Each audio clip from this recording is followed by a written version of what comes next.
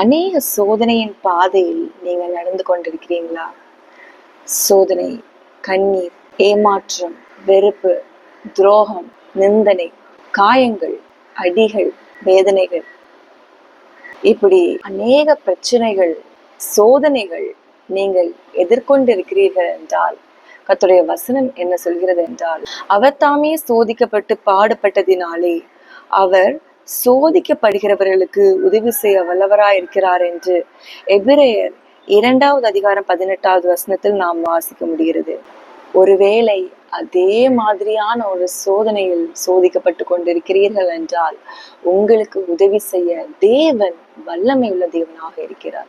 கால்வலி வந்தவங்களுக்கு தான் தெரியும் கால்வலி எவ்வளவு வலிக்கும் என்று. கடன் பிரச்சனையில் அகப்பட்டவங்களுக்கு தான் தெரியும் அது எவ்வளவு வேதனை நிறைந்த ஒரு பாதை என்று.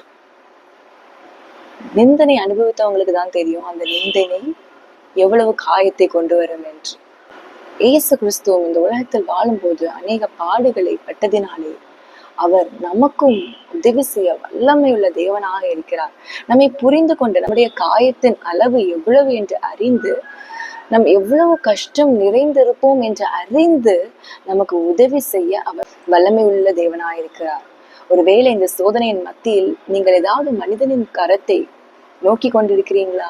இயேசுவை போல அறிந்து எந்த ஒரு மனிதனும் உங்களுக்கு உதவி செய்ய முடியாது. மாறாக தேவனை நீங்கள் நோக்கி பார்த்து கூப்பிடும் போது அவர் மெய்யாக உங்கள் பாடுகளை அறிந்து சுமந்து கொண்டு உங்களுக்கு உதவி செய்யறதுக்கு அவர் வல்லமை உள்ள தேவனாய் இருக்கிறார். இந்த நாளில் இயேசுவை நோக்கி கூப்பிடுங்கள், உதவியை பெற்றுக்கொள்ளுங்கள். வல்லமை மிக்கவர் பெரிய காரியங்களை உங்கள் வாழ்க்கையில் நிச்சயமாக செய்வார் என்பதில் எந்த சந்தேகமும் இல்லை. கர்த்தரை கூப்பிட்டு பாருங்கள். கர்த்தர் உதவி செய்ய வல்லமை உள்ள தேவனாக இருக்கிறார். இந்த வார்த்தையின் மூலம் கர்த்தர் உங்களை ஆசீர்வதிப்பார். God bless you.